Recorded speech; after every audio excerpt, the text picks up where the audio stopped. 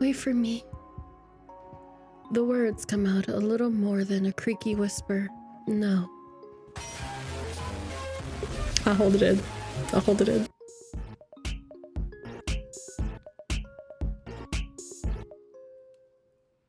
I am looking. Respectfully. If you want nothing but guidelines and practical policies and needless bureaucracy, you know where to go. I drag my eyes upward.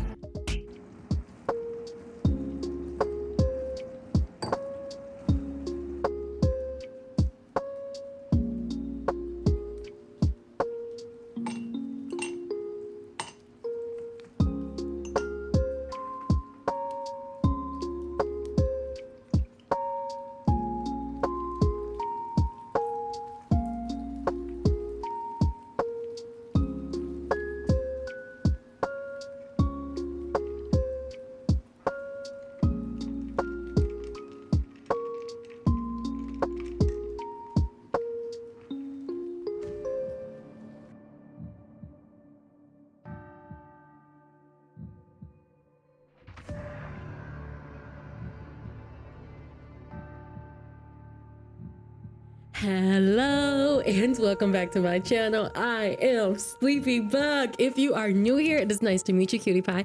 And if you are returning, I missed you, sleepyhead. And y'all,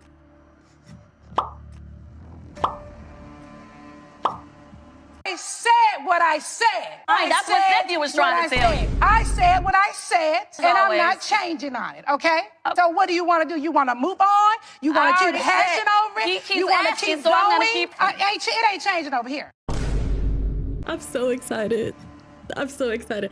I have been keeping away from everything touch-starved since the new update. I was gonna always play it because I simply cannot stay away from my demon boy. We have been blessed, that's all I know. Today we will be playing Touchstarved, a dark gothic visual novel where we are thirsty to be touched.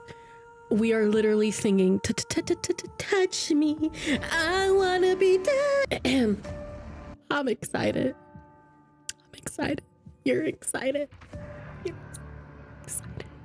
Let's do it. Content warning. Touchstarved is intended for an older audience and contains mature content that includes, but is not limited to, horror, graphic violence, strong language, alcohol, and drug references, injury and dismemberment. Player discretion is advised. In Touchstarved, your choices matter. The decisions you make may result in unique dialogue, interactions, or even choices in red text, which contain exclusive content. Try playing through this demo more than once and choosing different options. You might even uncover a secret ending. And remember, there are no wrong choices, only interesting ones. Choose wisely and save often. My name is Sleepy with 5 E's. Don't get it twisted. All right, so our pronouns are she, her. Thank you. This world began to unravel long before you were born. It all started with fogfall. Spectral mist bled from the seams where reality wore so thin, it split. And from that fog emerged monsters, inhuman beings with unnatural powers. Some possessed language and intellect. Others were mindless beasts driven by little more than bloodshed. As unrest spread and cities fell, humans cowered in fear while monsters thrived amid the chaos. And then there's you. What about me? You don't know what you are. But one terrible truth is certain. You were born cursed. With hands that alter the minds of those you touch. Choose your backstory. Oh wait, that's really cool. Oh, okay. The Unnamed, a fallen oracle. You were raised as an oracle in a remote temple. The priest claimed your touch bestowed enlightenment, but a visiting mage revealed your curse for what it is. Spurred on by the mage's words, you fled in search of cenobium, You regularly experience unnatural premonitions that rattle your body and soul. An intimate sixth sense gives you a heightened awareness of hidden supernatural presences. This is really cool. The exile, a solitary survivor. You were exiled to a life far from civilization. Your only kinship was an elderly hermit who taught you how to survive in the wild. Hey, that's very helpful, though. That is very helpful. I feel like that is extremely. All right, all right, all right. Um, he lost his life in search of a cure for you. Oh, I don't.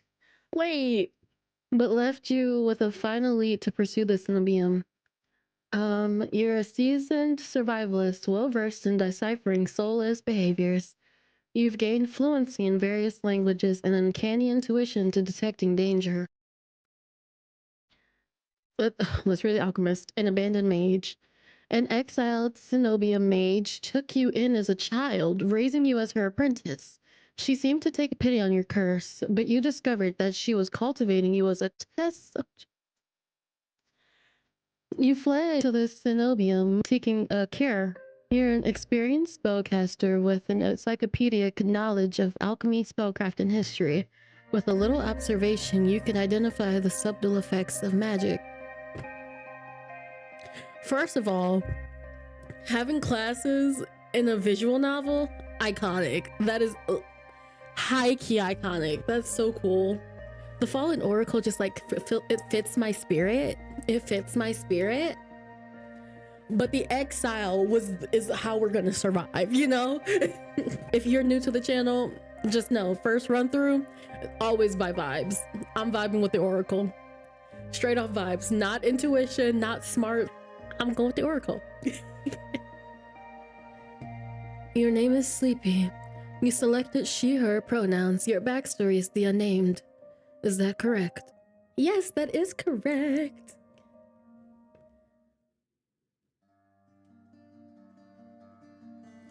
Oh no, this art is so good. The wasteland stretches as far as the eye can see. There's nothing out here but death. The ever-present stench of decay, and countless sun-bleached bones cast like seeds across the barren land. I could say death doesn't scare me, but honestly, I'm desperate. It's been 2 weeks since I joined a caravan bound across the waste. Finding a group that would accept me was a trial in itself. I can hide my hands and deflect probing questions. But sooner or later, people always suspect something strange about me. See, if we're gonna have something wrong with us, we gotta at least know how to play it off. As rations grew sparse and canteens ran dry, tensions rose. Despair began to set in until I saw it.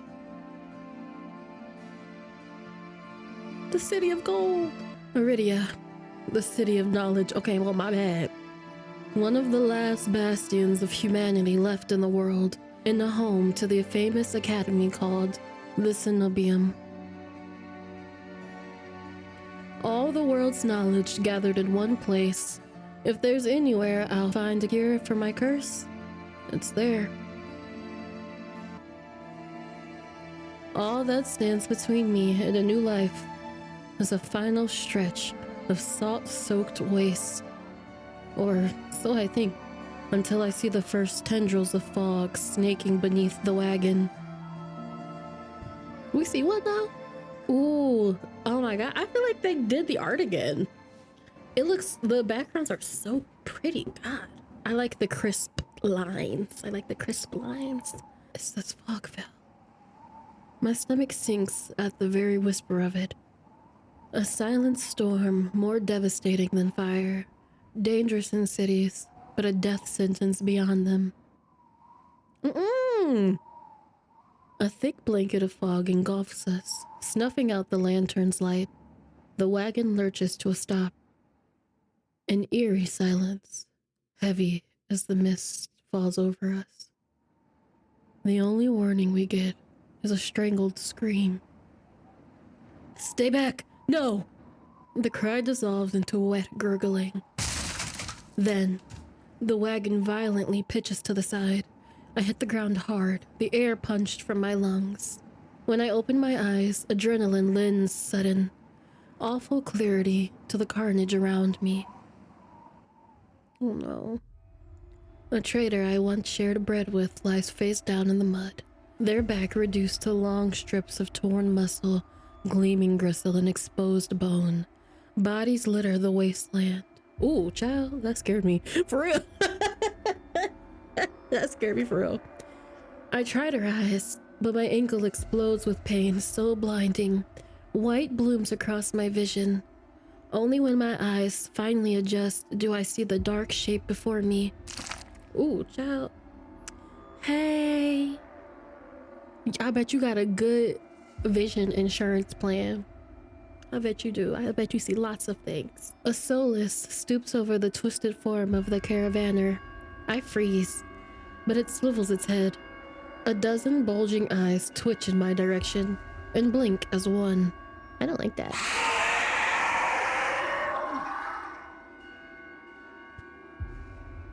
Rude. The soulless lets out an ear-splitting shriek and charges me.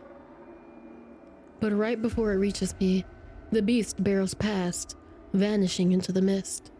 A horse screams in the distance. Aw, I need to move now. Run for the city, head towards the wagon. I'm so happy these aren't timed. Thank you. What if there's other people alive though? Like, can we possibly save someone too? Or maybe, I feel like if we make a run for it, they're gonna definitely track us out.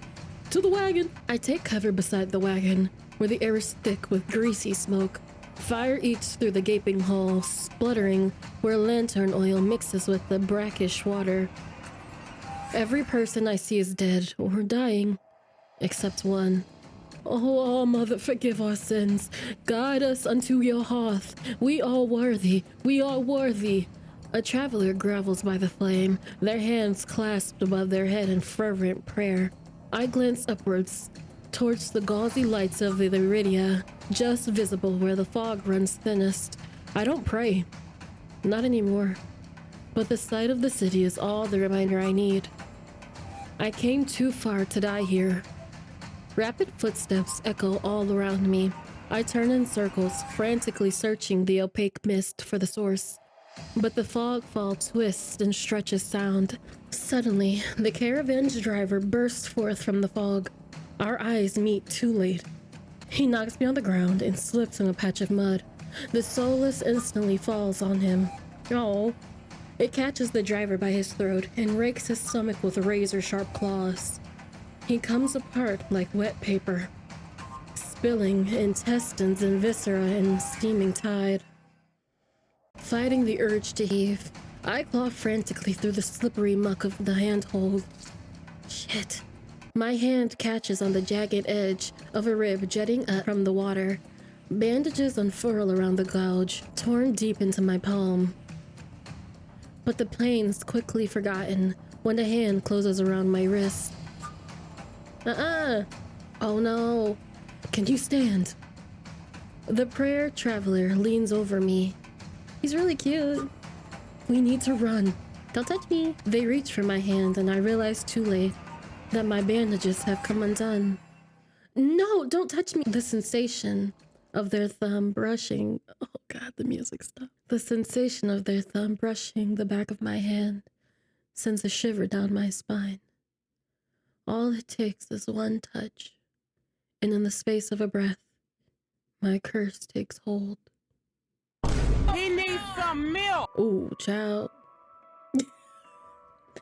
I really like the art. The art is kind of giving, not comic book. It's giving graphic novel. I had to look it up. My brain's not working.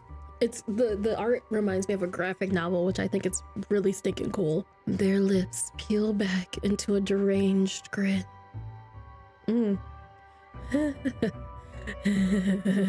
Insanity. No, I've seen this face countless times before. This is my curse. Madness of my own making. Their grip on my hand tightens until pain radiates from my knuckles. Let me go. Suddenly, clammy hands crush my throat, choking off my breath. Die. Oh no. Is it like just severe cuteness aggression, or do they just become murderous towards us? Spit bubbles at the corner of their mouth and flecks my face. The edges of my vision darken as my lungs shriek for air. Scream for help, fight them. No, if we scream, won't the thing come? Ain't nobody else alive either, fight them off. My nails gouge deep into the traveler's wrist, but no matter how much blood I draw, they don't flinch. Let me save. Apparently I'm about to have to save for everything. The more I struggle, the tighter their grip grows. My pulse hammers in my ears, slowing with each thudding beat. This can't be happening. I'm going to die. And not because of the fogfall or the soulless, but because of my curse. Tears sting my eyes. No, not here, not like this. But then their hands drop from my neck, leaving me wheezing for air. My lungs burn with each ragged cough. My vision clears and the traveler's face takes shape, hovering inches from mine, lips still split in the macabre smile, even as blood seeps between their teeth. They give one last shuddering breath, then slump over the claws hooked through their stomach. Listen, baby, I'm not even here. I'm an illusion. The soulless shoves the body aside, its glowing eyes narrow as though grinning. I'm an illusion, baby. I didn't even hear her. There's a flash of claws. Red spills across my vision. I thought there'd be pain, but as I sink into the murky water, all I can feel is the grit of silt filling my mouth in the icy embrace of shallow water. I spot an arm resting among an outcrop of reeds. Mine, neatly severed at the elbow. It should have taken both arms. Without them, maybe I could have survived. Maybe I could have had a home. Instead, I'll die cold and alone in a desolate wasteland. Aw, Pookie. A fitting end for a monstrosity like me.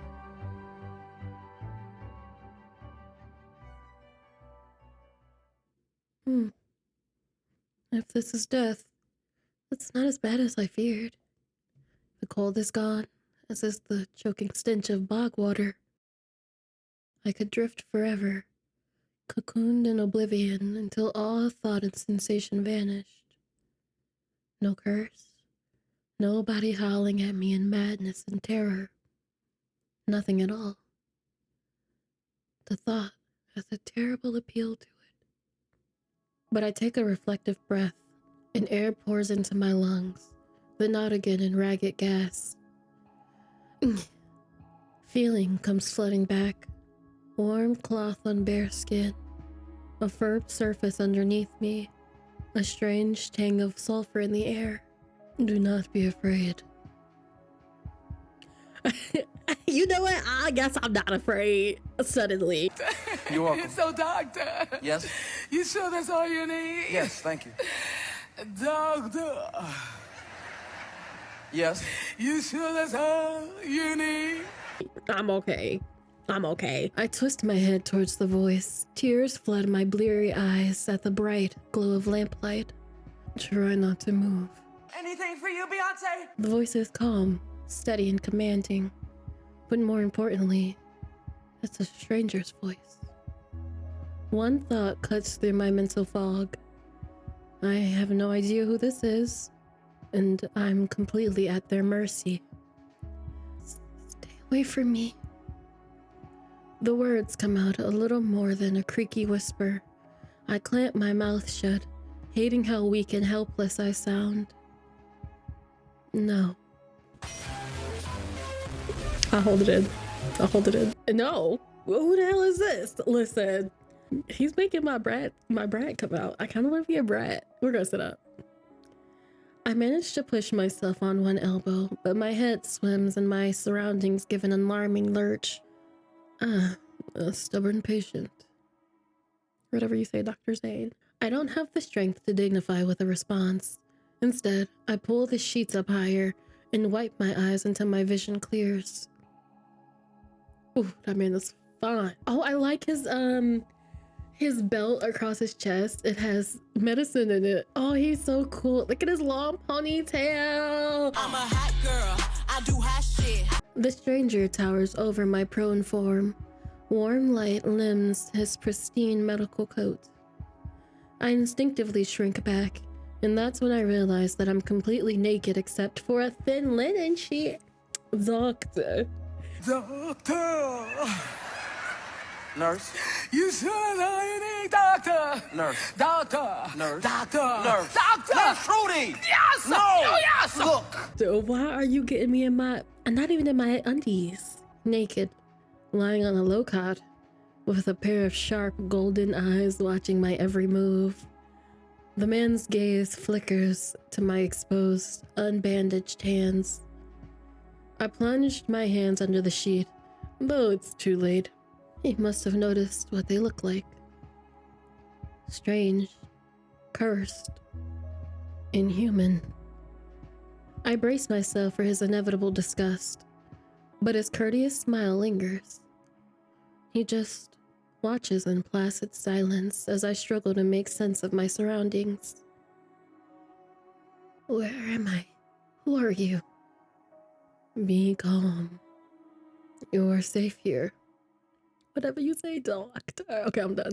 Whoever this is, he clearly has no idea who or what I am. I've never been safe anywhere, with anyone. Even the shrine of my childhood turned out to be a horrific lie. I scowl, pulling the sheet protectively around myself.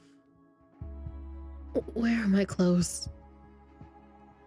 The man's golden eyes narrow slightly, and a sharp sigh rustles the papers in his hands. Ooh, not a sharp sigh. I see you are not to be dissuaded. Your clothes were torn to shreds when I found you, but I procured replacements. Ooh, do we get to choose? That'd be cute. You know, this is the aesthetic I want. With a bunch of herbs. With a soft creak, he rises from his chair, giving me a better view of the surroundings. This looks like a medical clinic. Bottles of silvery alchemical concoctions line the counters in neat rows. The air makes my nose twitch.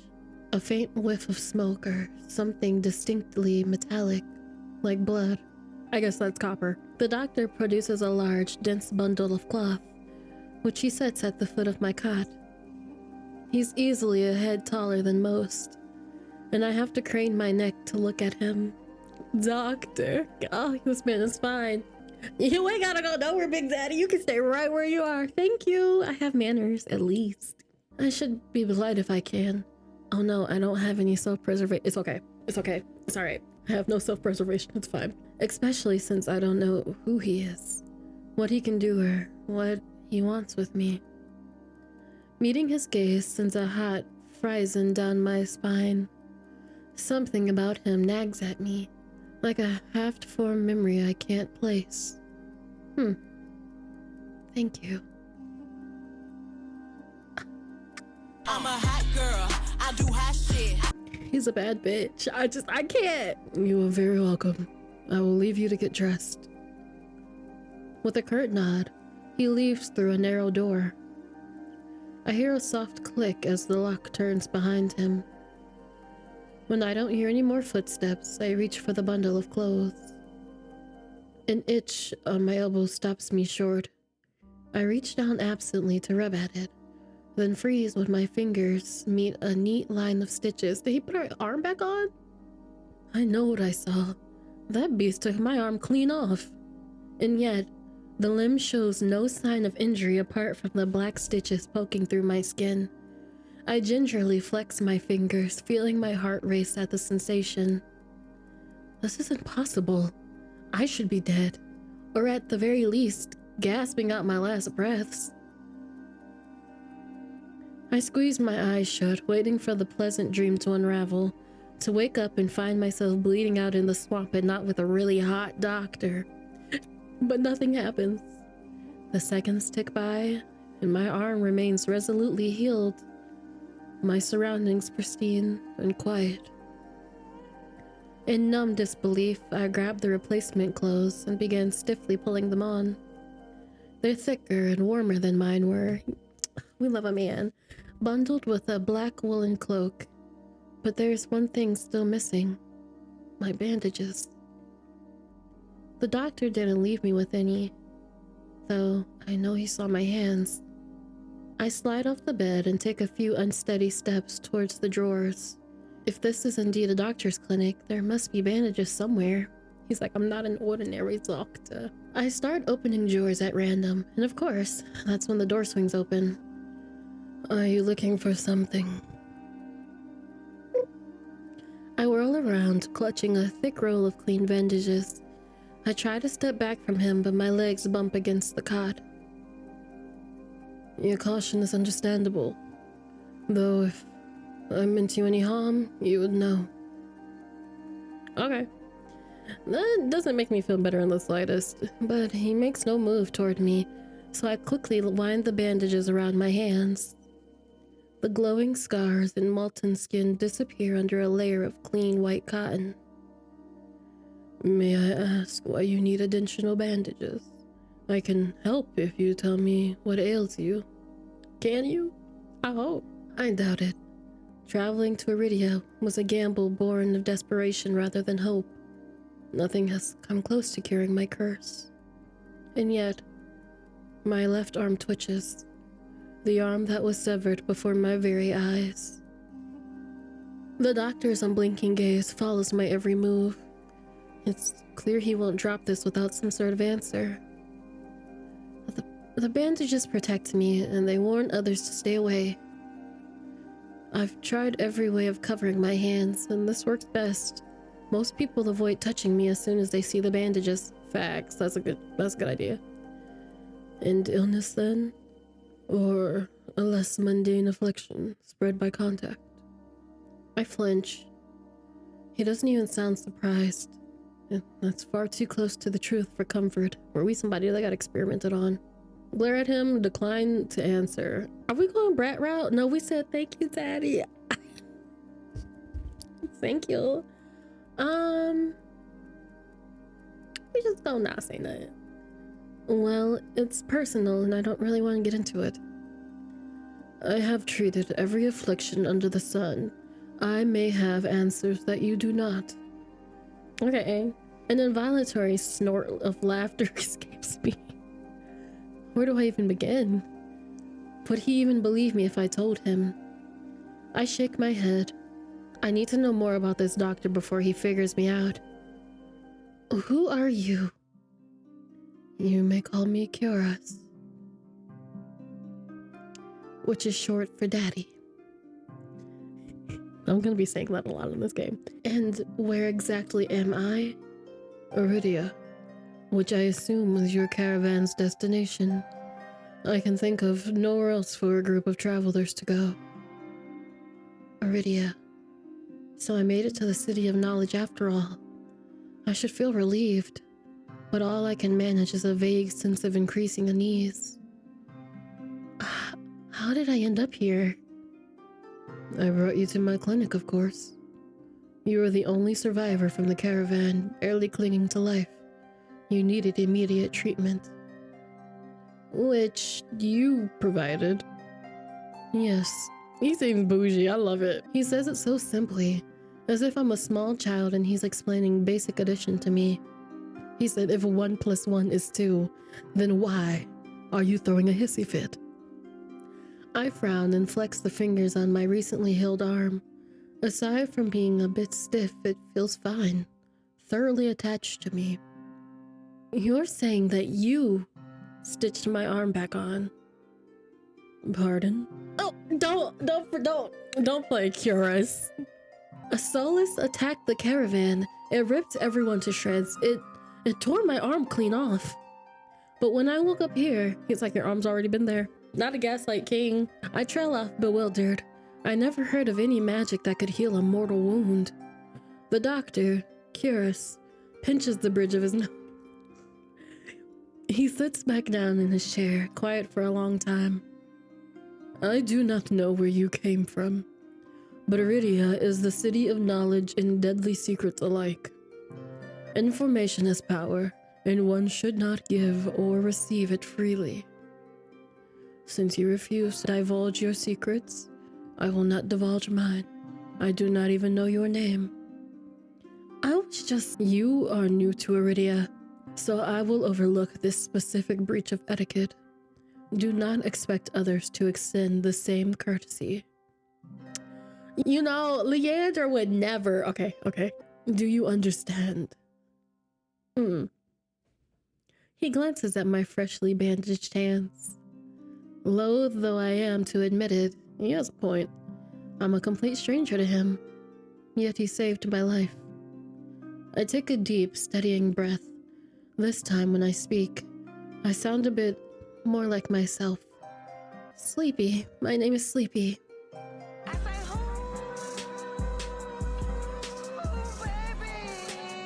Oh, his smile. It is a pleasure to meet you, Sleepy. There's a little more warmth in his smile, his polite demeanor back in an instant. Do we really want to question why he came and saved us? He just saved us.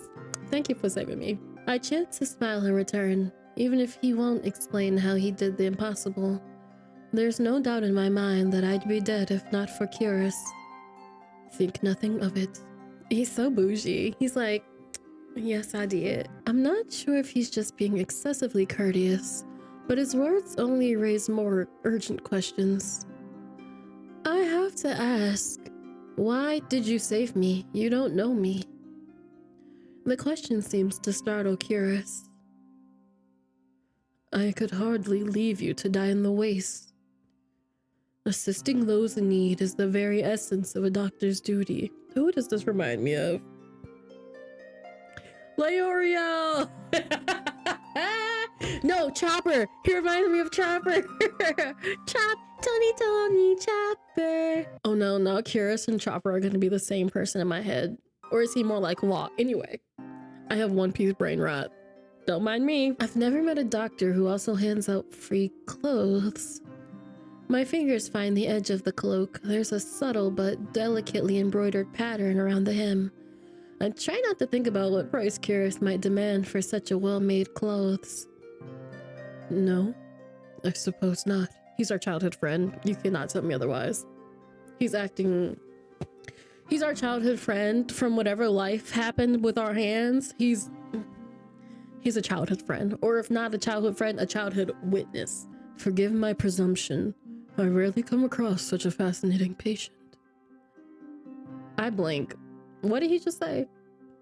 I simply meant that few would cling to life so resolutely, or brave such a peerless journey to Eridia.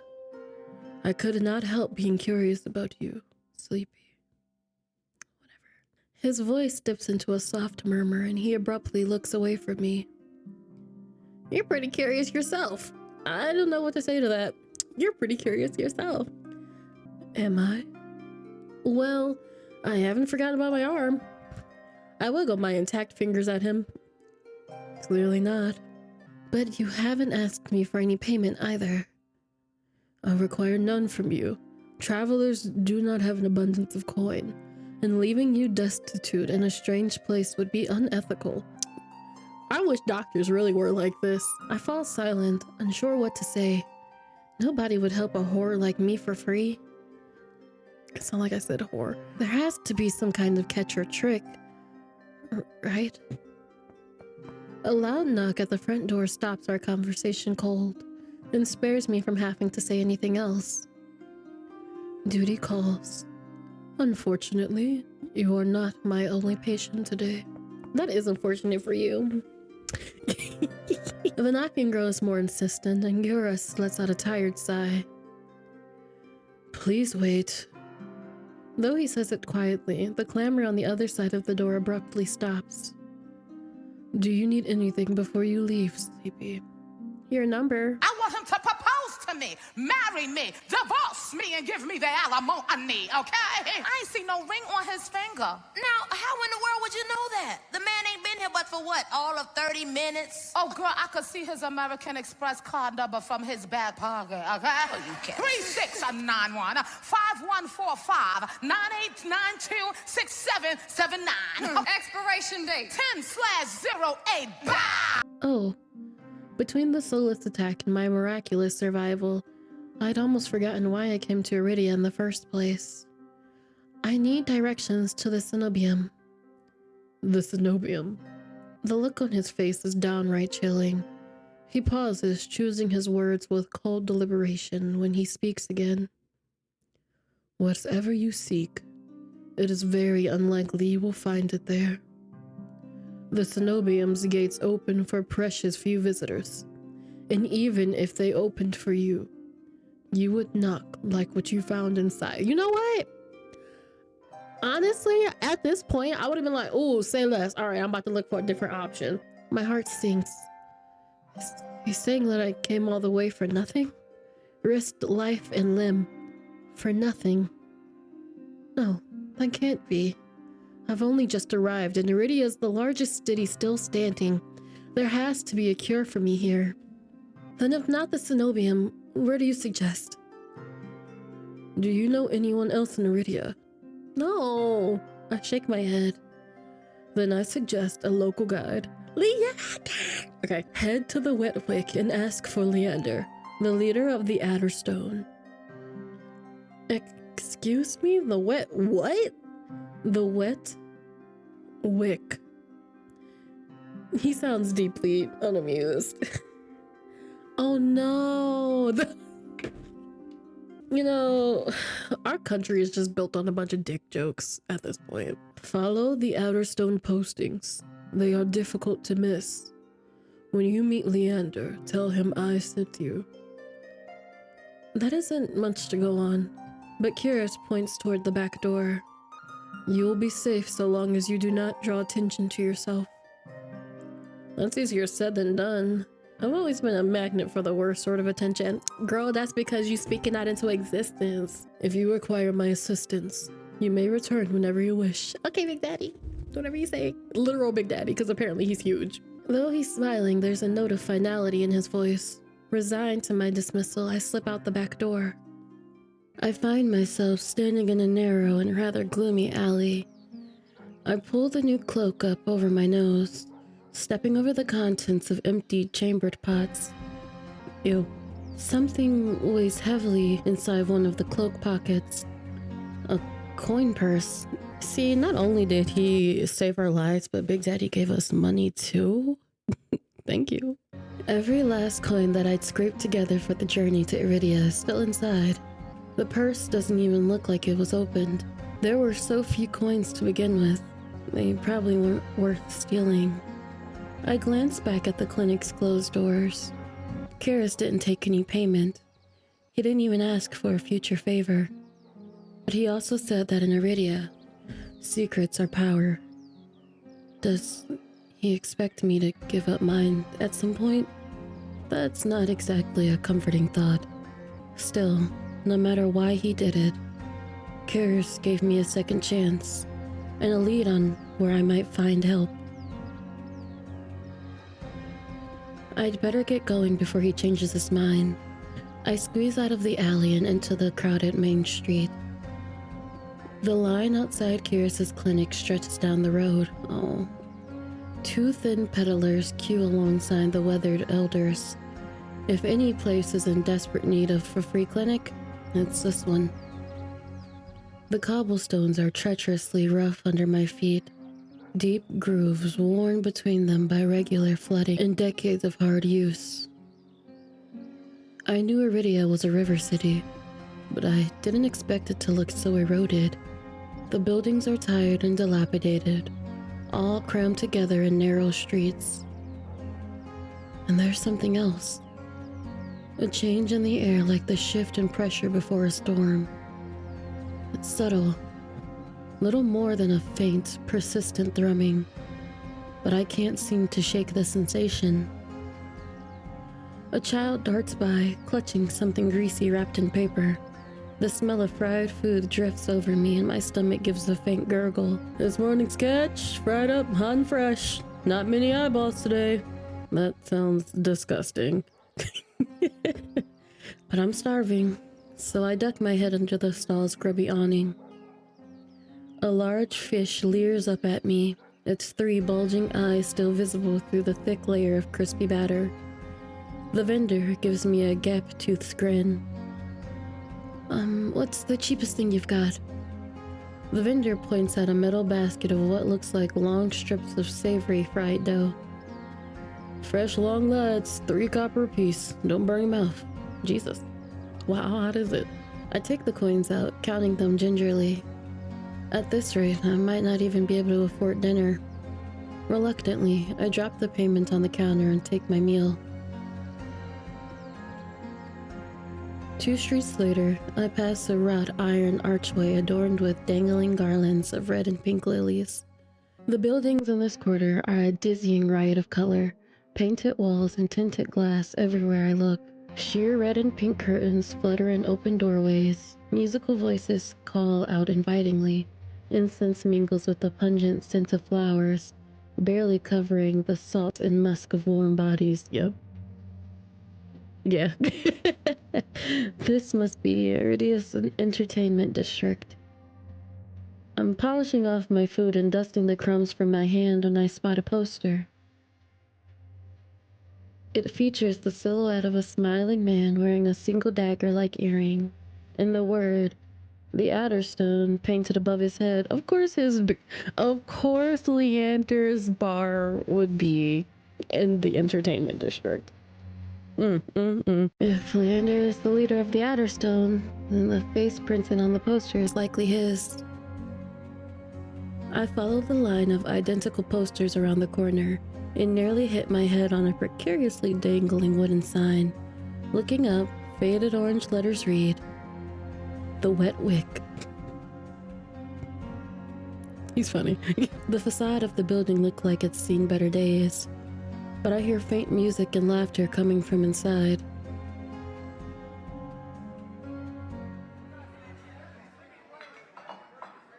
It's not even midday, yet the Wet Wick is packed. A loose collection of Eridians crowd the bar, taking up the tables and gathering in the spaces between. They speak amongst each other in hushed voices, their faces drawn and grave. I can sense their apprehension even without hearing their words. A cursory glance doesn't turn up anyone with a dagger-shaped earring, and I'm considering searching the bar when a loud voice carries across the room. "Now, I'm no prior curator. I'm not much of paperwork or pencil pushing. And honestly, I don't even think those ropes come in my size." I crane my neck, but the crowd is too dense for me to see the speaker. "Gather round. I want to show you all something." There's no time to move out of the way. The audience surges towards the center of the room in a sudden torrent. I'm caught and swept along with them. "Hey!" The clatter of falling chairs and tables being shoved aside drowns out my complaints. I thrash and throw my elbows as heavy bodies press into mine. My hips knock into a table. I grip it, holding on tight to steady myself, but the crowd has stilled. Ooh. A pair of gilded boots strides across the tabletop.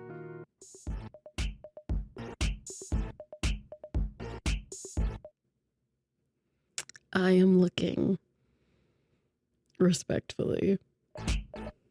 That man ain't got no business. I don't even see his face yet. If you want nothing but guidelines and practical policies and needless bureaucracy, you know where to go. I drag my eyes upward.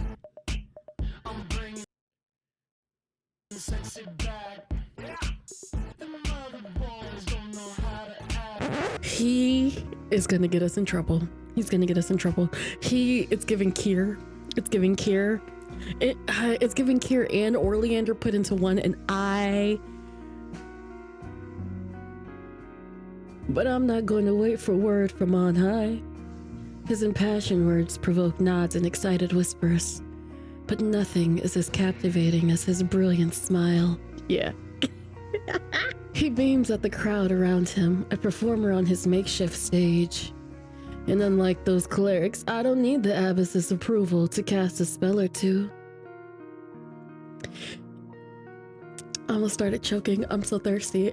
Okay. As he raises his hand above the audience, the dagger-shaped earring dangled from his left ear catches the light in a flash of gold. It seems like I found Leander. These are our streets. We make our own luck here. He snaps, and a flash of pale green light erupts from his hand. He has no business being this wonderful. None at all. With a flick of a wrist, Leander conjures a ribbon of glittering light. A delicate flower stem sprouts from between his pinched fingers. One by one, glowing lily petals unfurl. Leander raises the flowers with a flourish, and the bar burst into clapping and cheers. A magic demonstration was the last thing I expected from a place called the Wet Wick. Leander plucks the shimmering flower out of the air and turns it in a slow circle. Now, who could use some good luck? Eager onlookers scoot closer to the table, but Leander's cool, green eyes slide right over them and lock onto me instead. We have main character syndrome, and it's nerve-wracking. Leave me alone. How about you? My chest grows tight. Suddenly I'm in the spotlight. Yeah, stop looking at me. I would be too embarrassed to not take them. I would just automatically take them. I reach out and take the flowers from him, all too aware of my trembling fingers. There's no weight to them, only a faint warmth that radiates from the stems. As soon as the lilies leave Leander's hand, they dim and they fade away in the shower of opalescent light. To my surprise, Leander laughs under his breath. That's the problem with flowers. They don't last long, but they leave an impression, right? He grins at me, and I find myself smiling back. Heavy with the eye roll. Ugh, look at them tibbies. Leander steps off the table, dropping among the excited crowd in a clink. All right, show's over. Back to work, everyone. The audience disperses, and Leander heads toward the bar. Now's my chance. I start after him, only to find myself face to face with one of his followers. Where do you think you're going?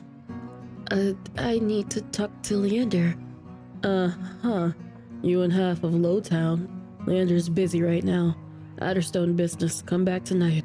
After the moment we shared, surely Leander can spare a word. Girl, that was for show. But the follower crosses her arms, unmoved. My bad, girl. I glance over her shoulder, hoping to catch a glimpse of Leander. As though sensing my gaze, he looks up, and for a moment, our eyes lock. Then, Leander turns away to murmur something to the group gathered around him. The follower moves to block my view. You hear me? I'm not looking for trouble. This doctor, Curious, said I should find Leander.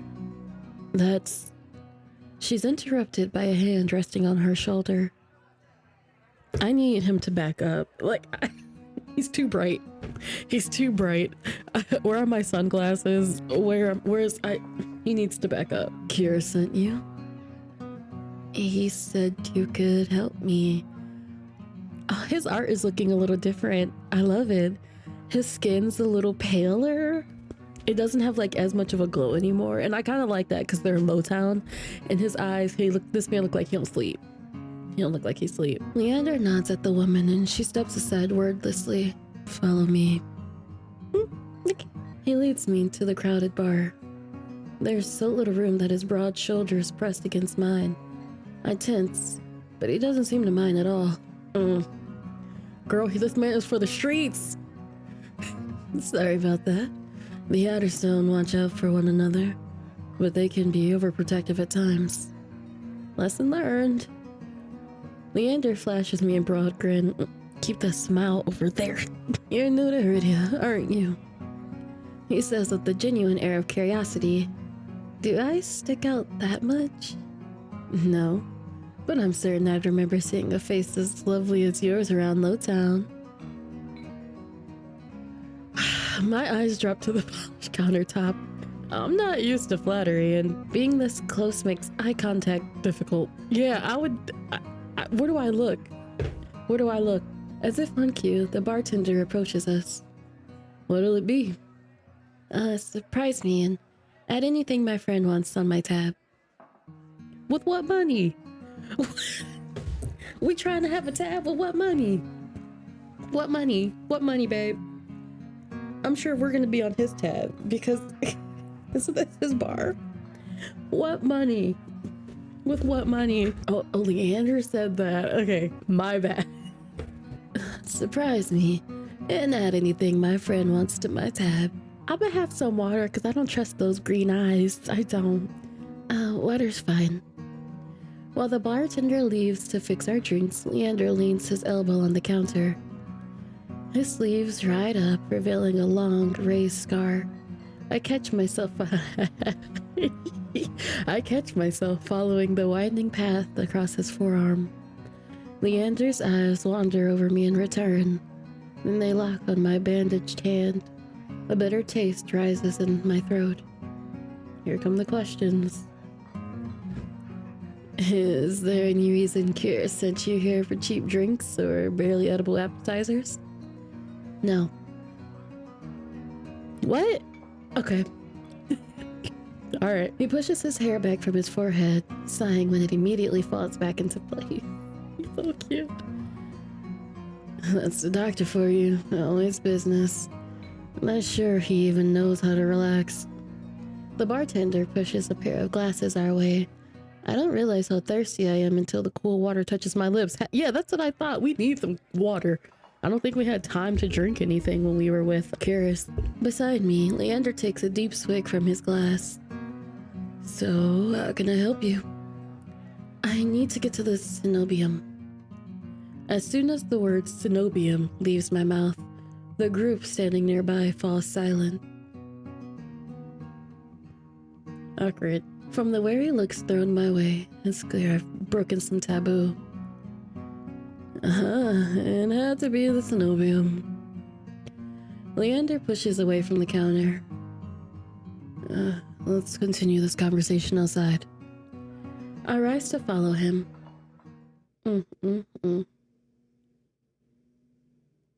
Leander leads me into an alleyway tucked behind the wet wick. Layers upon layers have shown me the truth. Unless you got a heavy purse or highborn blood, the cenobium doesn't give a damn. They'll never open their gates for the ones who need help the most. Then, it's all a lie? Things that seem too good to be true are often just that. No. Such a simple statement, and yet it leaves me reeling. Leander watches me as though weighing something in his mind. But that doesn't mean you're hopeless. Far from it. I founded the Adderstone to help people like you. We settle disputes, slave for the cenobium, but he is a mage. A powerful one if his demonstration earlier is any indication. Indecision gnaws at me. I don't know if I end up. A prismatic flash of magic ripples across his palm, but I'm already shrinking backwards. I can't. I don't care how confident Leander is. I won't allow myself to hurt him. To see his kind face unrecognizably warped. Oh, that would be really sad. I don't want to hurt you. I'll be fine. Trust you would like that, wouldn't you? His attempt at levity does little to comfort me. With each joint I expose, I grow increasingly certain that this is a terrible idea. But if he's bothered by how my hand looks, he doesn't show it.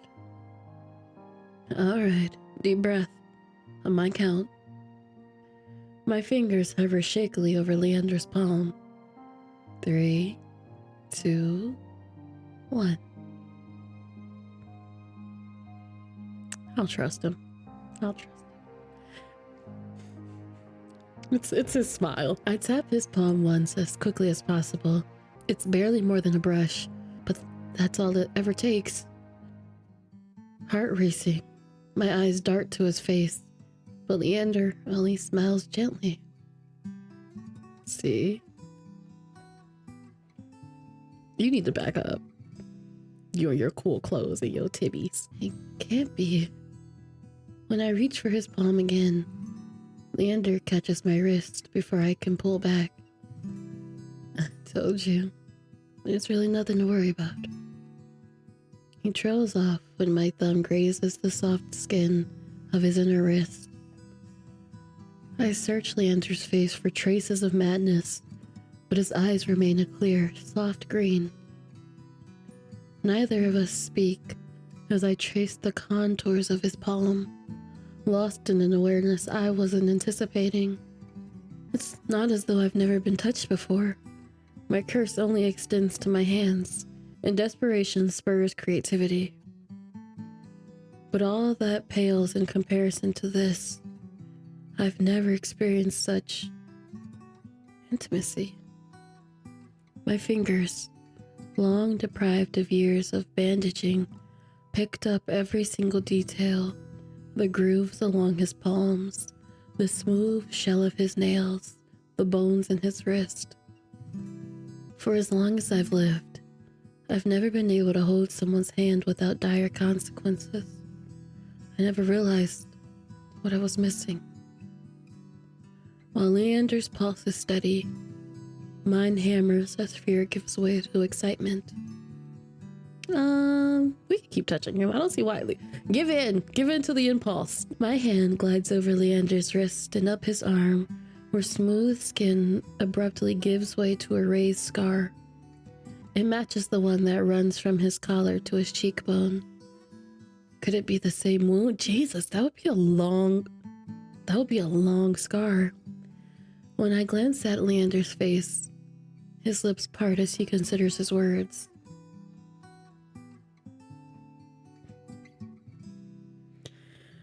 Why is this so moving?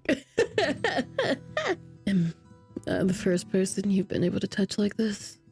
My hand goes still on his arm. So far. Then is this everything you wanted?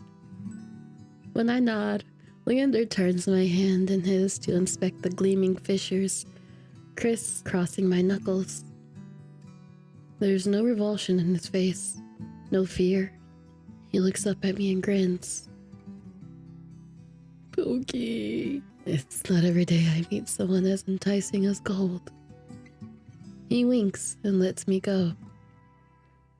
I need a second, cause what was that, Leander? Okay. I draw my hand back and take a steadying breath. My head feels like it's stuffed with cotton. Habit alone guides me through the motions of rewrapping my hand, although my fingers tremble too much for the bandage to lie flat. I can't believe that worked. I've really forgotten my manners. May I ask your name? We're over here fondling this man's hands and he doesn't even know our name. But same. I'm sleepy. Sleepy. This curse of yours isn't like anything I've ever seen before. Also, that probably helped him magically, understand what was happening, but I can tell you're careful, but it's best you kept this between us. Are you staying in Lowtown? I paused. Room and board was something I'd yet to consider. I don't know. Let's get you properly settled then. I love him. The wick is noticeably quieter. Without their leader, most of Leander's followers have dispersed, and in a few cases, fallen asleep beside their drinks. Got any rooms left, or did my lot grab them all to sleep it off? The bartender, who I now realize doubles as an innkeeper, slides a key onto the counter. Usual room? Leander's laugh sounds slightly strained.